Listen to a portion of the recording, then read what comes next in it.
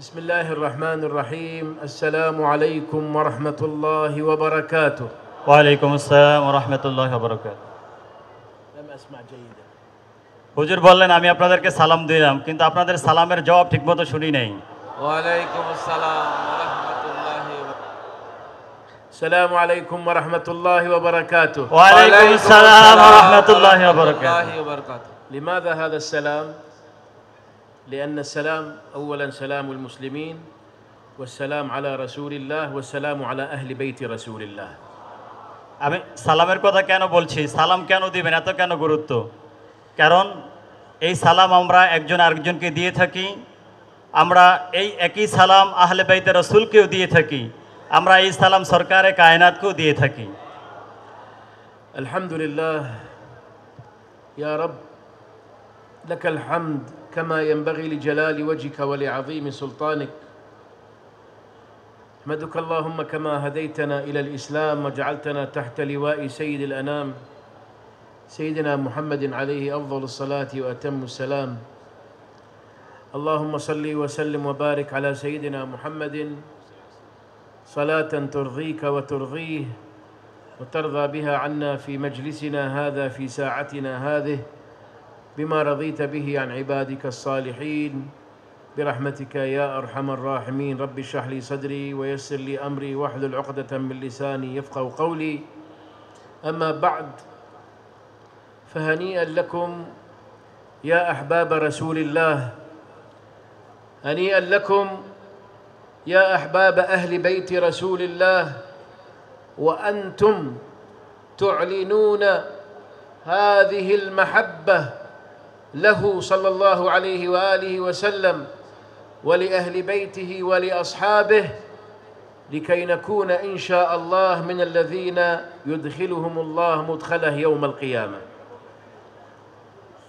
সম্মানিত মেহমান, আল্লাহ রাব্বুল আলামিনের দরবারে শুকরিয়া জ্ঞাপন করি। সরকারে কায়নাত রহমাতুল্লিল আলামিনের নুরানি কদম মোবারকে দরুদ সালাম আরজ করে তিনি আমাদেরকে বললেন, হে আহলে বাইতে রসুল সাল্লাল্লাহু আলাইহি সাল্লাম প্রেমিকগণ, যারা আপনারা মাহফিলে এসেছেন, আপনাদের জন্য সুসংবাদ, আপনাদেরকে স্বাগতম। আপনারা আপনাদের অন্তরে প্রিয় নবী সাল্লাল্লাহু আলাইহি সাল্লামের মহাব্বতকে ধারণ করেন। আপনারা আপনাদের অন্তরে আহলে বাইতে রসুল সাল্লাল্লাহু আলাইহি সাল্লামের মহাব্বতকে ধারণ করেন।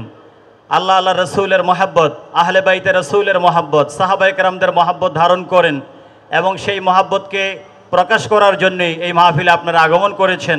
আল্লাহ আপনাদেরকে তাদের অন্তর্ভুক্ত করুন, আল্লাহ যাদেরকে আহলে বাইতের ওসিলায় কিয়ামতের ময়দানে কবুল করে নেবেন।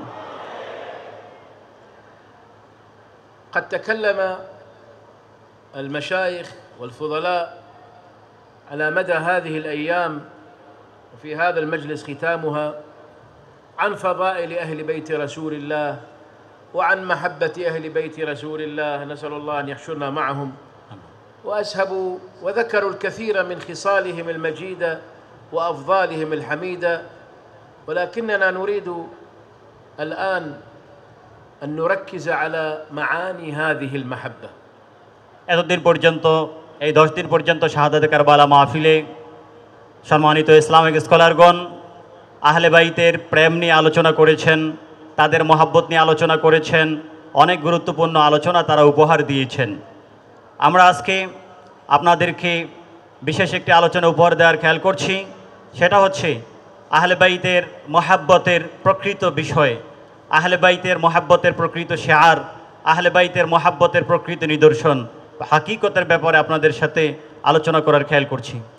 لما نقول أهل البيت، أهل البيت لنا أهل بيوتنا، أولادنا وأزواجنا وأحفادنا إلى غير ذلك. لكن لما نقول أهل بيت رسول الله هناك أمر آخر، محبتنا فطرية لأزواجنا ولأولادنا، ولكن محبتنا لأهل بيت رسول الله واجبة أمر الله سبحانه وتعالى، لأنها متعلقة بمحبته ومحبة محبة الله ومحبة رسول الله ومحبة أهل رسول الله صلوات ربي وسلامه عليه وعليهم أجمعين. আহলে বাইত গতকাল এই ব্যাপারে হুজুর কিছুটা ইঙ্গিত দিয়েছিলেন। আহলে বাইত হচ্ছে শাব্দিক অর্থে কোনো ঘরের পরিবার।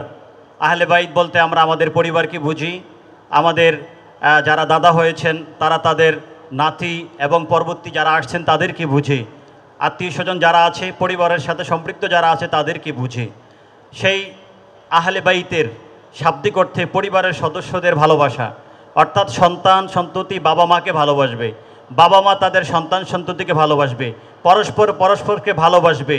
এটা মানুষের স্বভাবজাত করে আল্লাহ দিয়েছেন, এটা মানুষের স্বভাব দাবি করে, মানুষের সৃষ্টি দাবি করে, মানুষের ফিতরাত দাবি করে একজন আরেকজনকে ভালোবাসবে।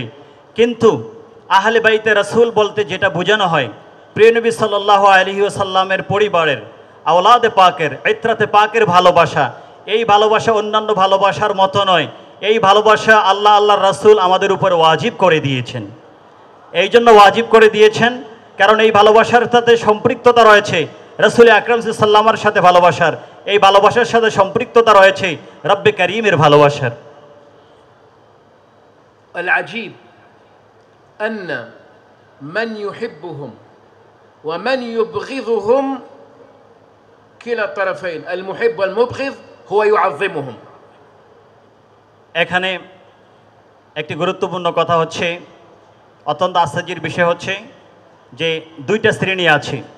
এক শ্রেণী আহলে বাইতকে ভালোবাসে, আরেক শ্রেণী আহলে বাইতকে এনকার করে, তাদেরকে ভালোবাসে না। কিন্তু দোনো শ্রেণী তারা চেষ্টা করে তাদেরকে সম্মান দেখাতে। দোনো শ্রেণী যারা ভালোবাসে তারাও চায় সম্মান দেখাতে, যারা এনকার করে তারাও চায় সম্মান দেখাতে। أي أنهم يعظمونهم من حيث لا يعلمون ومن حيث لا يعلمون। তারা আহলে বাইতকে সম্মান করে জেনে, তারা আহলে বাইতকে সম্মান করে না জেনে, উভয় অবস্থায় তারা আহলে বাইতকে সম্মান করে। كيف ذلك؟ এটা কিভাবে? في الصلاة عندما نصلي في التشهد اللهم صل على سيدنا محمد وعلى آل سيدنا محمد، كل المسلمين أهل السنة غير أهل السنة يصلون على رسول الله وعلى أهل بيت رسول الله محبهم ومبغضهم। একটু আগে যেটা হুজুর বললেন, তারা জেনে আহলে বাইতকে সম্মান করে, আবার কেউ না জেনেও সম্মান করে। এটা কিভাবে? এই প্রশ্নের জবাবে মেহমানে আলা বললেন যে আমরা যারাই নামাজ পড়ি, প্রত্যেক মুসলমান নামাজ পড়ে, এটাই বাস্তব। তো প্রত্যেক মুসলমান নামাজ পড়ে ঠিক, কিন্তু প্রত্যেক মুসলমান আহলে বাইতকে ভালোবাসে না। প্রত্যেক মুসলমানের অন্তরে আহলে বাইতের ভালোবাসা নাই, কিন্তু তারা জেনে আবার না জেনে নামাজের মধ্যে তাশাহুদের মধ্যে তারা পড়ে আল্লাহুম্মা সাল্লি আলা সাইয়্যিদিনা মুহাম্মাদিন, আল্লাহ আমাদের পক্ষ থেকে সরকারে কায়নাতের কদম মোবারকে আপনি দরুদ সালাম আরজ করুন। তারপরেই তারা বলে আল্লাহ সরকারে কায়নাতের সাথে সাথে আমাদের পক্ষ থেকে সরকারে কায়নাতের আহলে বাইতের উপরে আপনি দরুদ সালাম আরজ করুন, আপনি দরুদ সালাম পাঠিয়ে দিন। এটা যারা সরকারে কায়নাতের আহলে বাইতকে ভালোবাসে তারাও পড়ে, সরকারে কায়নাতের আহলে বাইতকে যারা ভালোবাসে না তারাও সরকারে কায়নাতের আহলে বাইতের উপরে দরুদ সালাম পাঠিয়ে দেয়।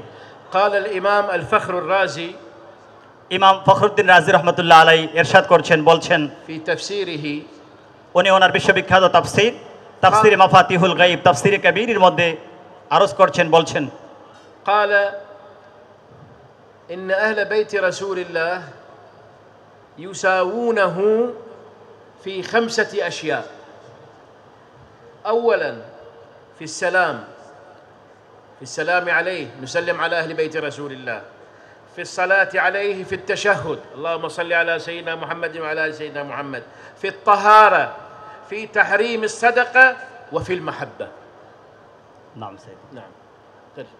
ইমাম ফখরুদ্দিন রাজি রহমতুল্লাহ আলাই তিনি বলছেন যে তারা আহলে বাইতকে স্মরণ করেন, আলোচনা করেন। কিভাবে? তাশাহুদের মধ্যে আহলে বাইতের আলোচনা আসে, সালামের মধ্যে আহলে বাইতের আলোচনা আসছে, তাহারাতের মধ্যে।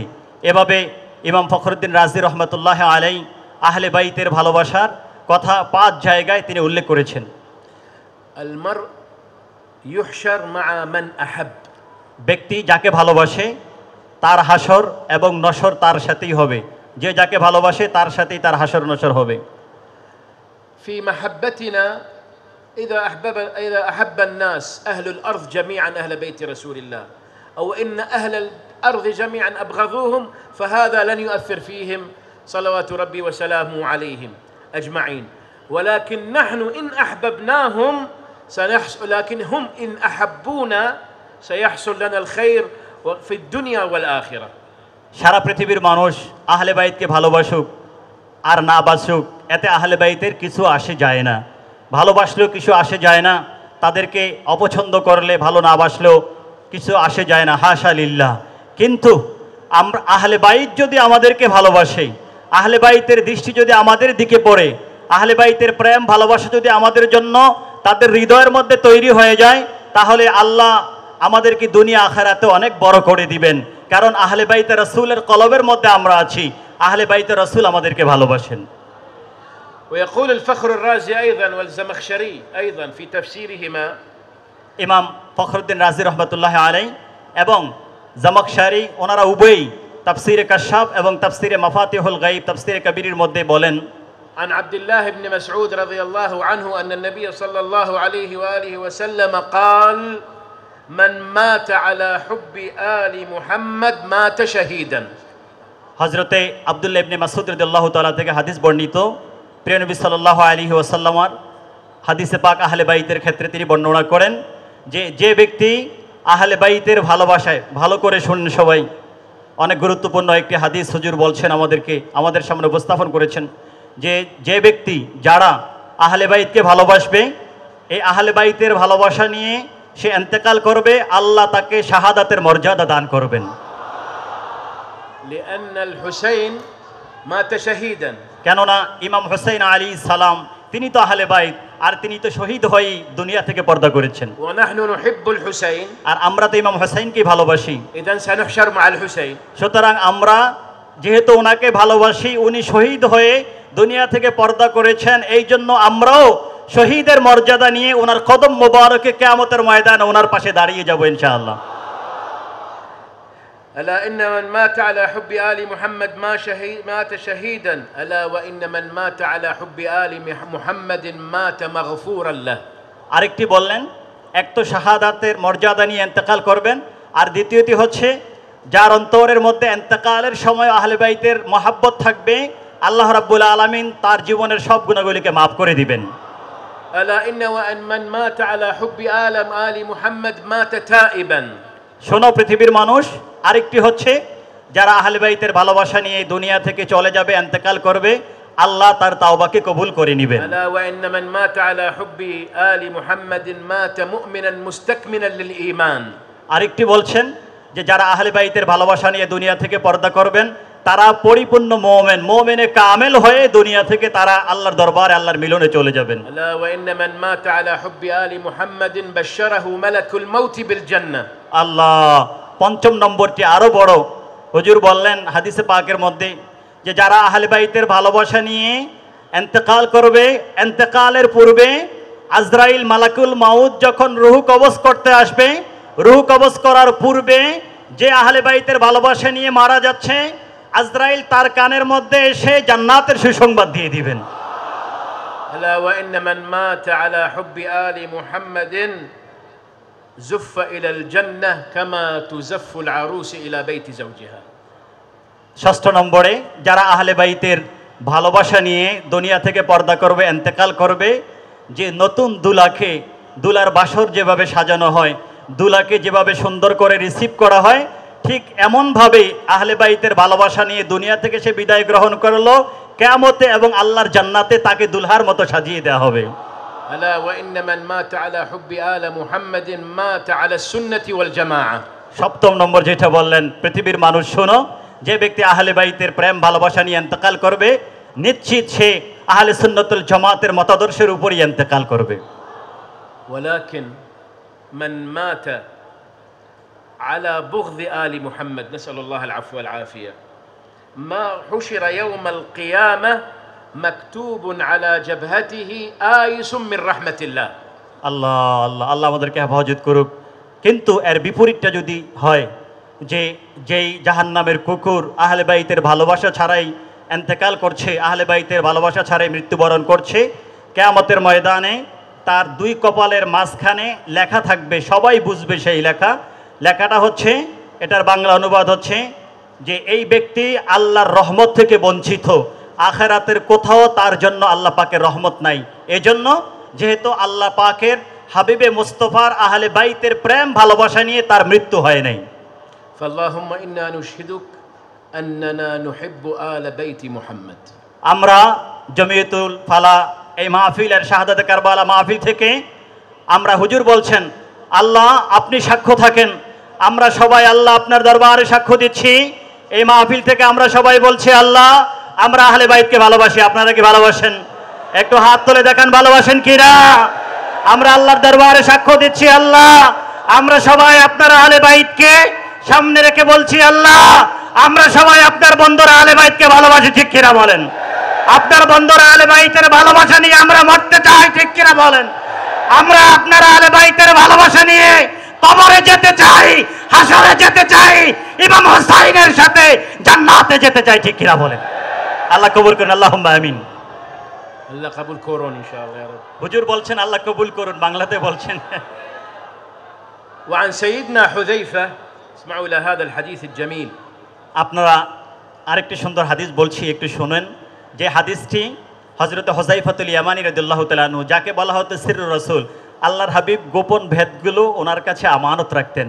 হুযায়ফাতুল ইয়ামানী রাদিয়াল্লাহু তাআলা আনহু বর্ণনা করছেন, قال رأيت رسول الله صلى الله عليه وآله وسلم তিনি বলছেন আমি প্রিয় নবী সাল্লাল্লাহু আলাইহি সাল্লামকে দেখেছি آخذا بيد الحسين عليه السلام তিনি ইমাম হুসাইন আলাইহিস সালামের হাত মোবারককে ধরে আছেন। فقال أيها الناس, ইমাম হুসাইন আলাইহিস সালামের হাত মোবারককে ধরে সাহাবায়ে কেরাম থেকে আরম্ভ করে কিয়ামত পর্যন্ত যারা আসবেন সকলকে সম্বোধন করে বলছেন হে মানব জাতি শোনো। قال أيها الناس إن جد الحسين يعني هو رسول الله صلى الله عليه وسلم أكرم على الله من جد يوسف بن يعقوب. আল্লাহ আল্লাহ, পৃথিবীর মানুষ শোনো, পৃথিবীর মানুষ শোনো, হযরতে ইউসুফ আলাইহিস সালামের দাদার যেই মর্যাদা, হযরতে ইউসুফ আলাইহিস সালামের দাদার যেই কারাম ফজিলা মানকাব আল্লাহ রাব্বুল আলামিনের দরবারে আছে, ইমাম হুসাইনের নানার মর্যাদা আল্লাহর দরবারে তার চেয়ে বেশি আছে। অর্থাৎ তিনি ইমাম হুসাইনের পরিচয় দিচ্ছেন আমার হুসাইন স্বাভাবিক হুসাইন না, আমার হুসাইন তো এমন হুসাইন যার নানা তিনি হচ্ছেন সরকারে কায়নাত, যার নানার মর্যাদা কুল কায়নাতের চেয়ে সকলের চেয়ে সবচেয়ে বেশি, আর তারই নাতি হচ্ছে আমার হুসাইন। وأن الحسين في الجنة وأن أباه في الجنة وإن أمه في الجنة وإن أخاه في الجنة وأن محبهم في الجنة وأن محبهم في الجنة. আল্লাহ আল্লাহ, এখন শোনো পৃথিবীর মানুষ, ইমাম হুসাইন জান্নাতে যাবে, তার ভাই জান্নাতে যাবে, তার মা জান্নাতে যাবে, তার বাবা জান্নাতে যাবে, তাকে যারা তার পরিবারের সবাই জান্নাতে যাবে। কিয়ামত পর্যন্ত যারা ভালোবাসবে তারাও আহলে বাইতকে ভালোবাসবে, তারাও জান্নাতে যাবে। তাদেরকে যারা ভালোবাসবে তারাও সবাই আমার আল্লাহর জান্নাতে প্রবেশ করবে। يا عترة المختار ইয়া ইতনা يا عترة المختار يا من بهم يفوز عبد يتولاهم أعرف في الحشر بحبي لكم إذ يعرف الناس بسيماهم. আল্লাহ আল্লাহ, হে আহলে বাইত রাসূল সাল্লাল্লাহু আলাইহি ওয়াসাল্লাম আইতরাতে মুখতার, কিয়ামতের ময়দানে প্রত্যেকটি মানুষকে নির্দিষ্টভাবে চেনা যাবে তাদের সীমার দ্বারা, আলামতের দ্বারা। কিন্তু আহলে বাইতের প্রেমিকদেরকে চেনা যাবে যে তাদের পরিচয় হবে এই ব্যক্তিগুলো, দেখো এই ব্যক্তিগুলো দুনিয়াতে আহলে বাইতকে ভালোবাসতো, যার কারণে হাসরেও তারা আহলে বাইতের সাথে হাসর হয়েছে, আহলে বাইতের সাথে একত্রিত হয়েছে। হাসরের ময়দানে তাদেরকে চেনা যাবে আহলে বাইতের প্রেমিক হিসাবে। كان الإمام سيدنا الإمام الشافعي في مصر يزور السيدة نفيسة بنت الحسن بنت زيد بنت الحسن بن علي بن أبي طالب حفيدة المصطفى صلى الله عليه وآله وسلم. كان يتردد يزورها دائما. আপনারা জানেন আমরা তো হানাফি মাযহাবের অনুসারী, আরেকটি মাযহাব রয়েছে শাফি মাযহাব। শাফি মাযহাবের যিনি ইমাম শাফি রহমতুল্লাহ আলাইহি, যিনি প্রথম দিকে ইরাকে বসবাস করেছেন বাগদাদ শরীফে, পরে তিনি মিশরে বসবাস করেছেন। তো মিশরে থাকাকালীন সময়ে ওই সময়ের বড় একজন আহলে বাইত রমণী, মহিয়সী রমণী সাইয়্যিদা নাফিসা রাদিয়াল্লাহু তাআলা আনহা, যিনি আহলে বাইতের অনেক সম্মানিত একজন রমণী ছিলেন, হযরত ইমাম শাফি রহমতুল্লাহ আলাইহি তিনি সব সময় বারবার সাইয়্যিদা নাফিসা রাদিয়াল্লাহু তাআলা আলাইহিস সালামের দরবারে আসতেন। فقال الإمام الشافعي والله ثم والله ثم والله ما أوتيت من العلم إلا قليلا مما أوتيت نفيسة. هناك قصة لو تذكر القصة أحسن. هي القصة هذه بعدين. هو জিজ্ঞেস করতেছে لماذا أنت تذهب؟ من باري ذكرت قصة تفصيلا هو يسكت. مولانا يسكت قصة تفصيلا. سنسكت. ইমাম শাফি রহমতুল্লাহ আলাইহি তিনি বললেন, পৃথিবীর মানুষ শোনো, সাইয়্যিদা নাফিসা রাদিয়াল্লাহু তাআলা আনহা আলাইহিস সালাম, আল্লাহ আহলে বাইতের সদস্য হিসাবে ওনাকে যেই এলেমের দরিয়া দিয়ে দিয়েছেন, এলেমের যে সমুদ্র আল্লাহ ওনাকে দিয়েছেন, আমি ইমাম শাফিকে ওনার এলেমের দরিয়া, এলেমের সমুদ্র থেকে মাত্র এক বিন্দু দিয়ে জামানার ইমাম বানিয়ে দিয়েছেন। এখন তোমরা চিন্তা করো, আমি যদি এক কাতরা এলেমের কারণে জামানার ইমাম হতে পারি, সাইয়্যিদা নাফিসা কত বড় আলেম, ওনার মর্যাদা আল্লাহর দরবারে কত বেশি হতে পারে। যে সাইয়্যিদা নাফিসা আহলে বাইতের সদস্য। قيل له وكيف ذلك وأنت من أنت أعلم أهل الأرض. ইমাম শাফি রহমতুল্লাহ আলাইকে জিজ্ঞেস করা হলো, এটা কিভাবে সম্ভব? আপনি তো জামানার ইমাম, আপনি তো এত বড় পজিশনে পৌঁছেছেন, আনতা মান আনতা, আপনার মিসাল তো আপনি, আপনাকে সারা পৃথিবী চিনে। فقال الإمام الشافعي قال أيها السائل إنهم أهل البيت لا يؤتون العلم من الكتب بل كما نأخذه نحن الفقراء من الكتب بل يؤتون العلم من لدن علوم الله سبحانه وتعالى. আমি যে একটু আগে বলেছি যে সাইয়্যিদা নাফিসা আলাইহিস সালাম রাদিয়াল্লাহু তাআলা আনহা আহলে বাইতের এই রমণীকে আল্লাহ যে এলেমের দরিয়া দিয়ে দিয়েছেন, যেই সমুদ্র ওনার সিনার মধ্যে আছে, তার সে একটা কাতরা পরিমাণ আমি শাফির কাছে নাই। জিজ্ঞেস করা হলো এটা কেন? তখন তিনি বললেন, শুনো, এটার কারণ হচ্ছে আমি ইমাম শাফি ইমাম হয়েছি কিতাব থেকে, কিতাবের পাতা থেকে পড়ে। মানুষ আলেম হয় কিতাবের পাতা থেকে পড়ে, কিন্তু আহলে বাইতে আতহার তারা বড় আলেম হয়, আল্লামা হয়, ইমাম হয়, তাদের সিনার মধ্যে সরাসরি সরকারে কায়নাতের পক্ষ থেকে এলেম ঢেলে দেওয়া হয়।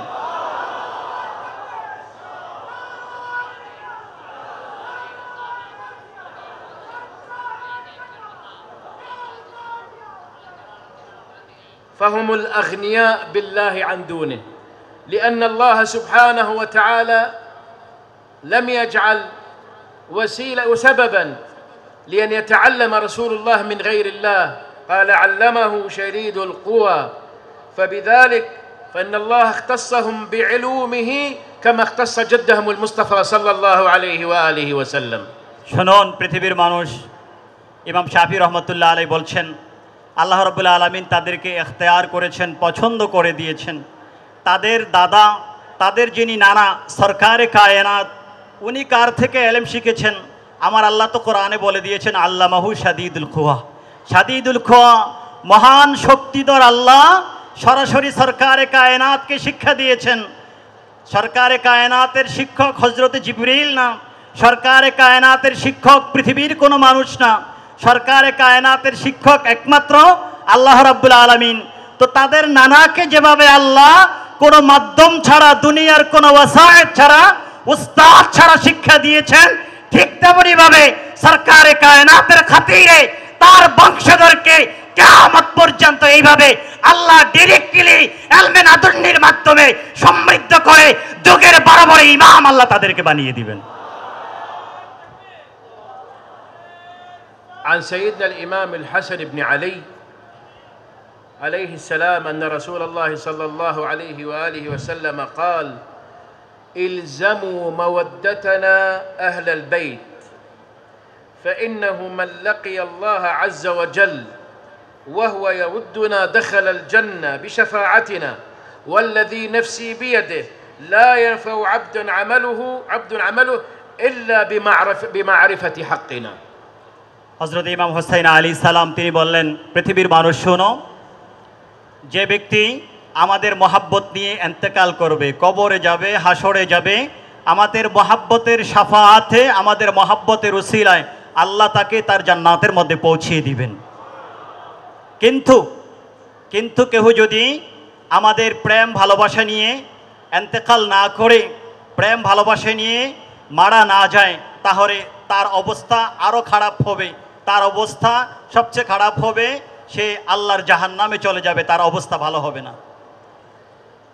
سأل رجل سيدنا الإمام جعفر الصادق عليه السلام ورضي الله عنه، قال له: إنكم آل البيت تزعمون أن من أحبكم دخل الجنة، فكيف يكون الرجل فاسقا ومحبا لكم، كيف يدخل الجنة؟ আপনারা ইমাম জাফর সাদেক আলাইহিস সালাম রাদিয়াল্লাহু তাআলা রহমতুল্লাহ আলাইকে একজন প্রশ্ন করলেন যে আপনারা তো ধারণা করছেন, আপনারা বলছেন যে আপনাদেরকে যারা ভালোবাসবে তারা জান্নাতে যাবে, অত্যন্ত গুরুত্বপূর্ণ। ইমাম জাফর সাদেক আলাইহিস সালামকে একজন বলছেন, হে আহলে বাইতের ইমাম, আপনারা মনে করেন, আপনারা ধারণা করেন এবং বলেন আপনাদেরকে যারা ভালোবাসবে তারা আল্লাহর জান্নাতে যাবে। এখন আমি আপনাকে এক ব্যক্তির ব্যাপারে প্রশ্ন করি, সে আহলে বাইতকেও ভালোবাসেন, সাথে সাথে সে ফাসেক, এখন আপনি বলেন আল্লাহ তাকে কিভাবে জান্নাতে নিবে? فقال له سيدنا الإمام الصادق عليه السلام: يضيق الله عليه في الدنيا حتى يتطهر من الذنوب ثم يدخل الجنة।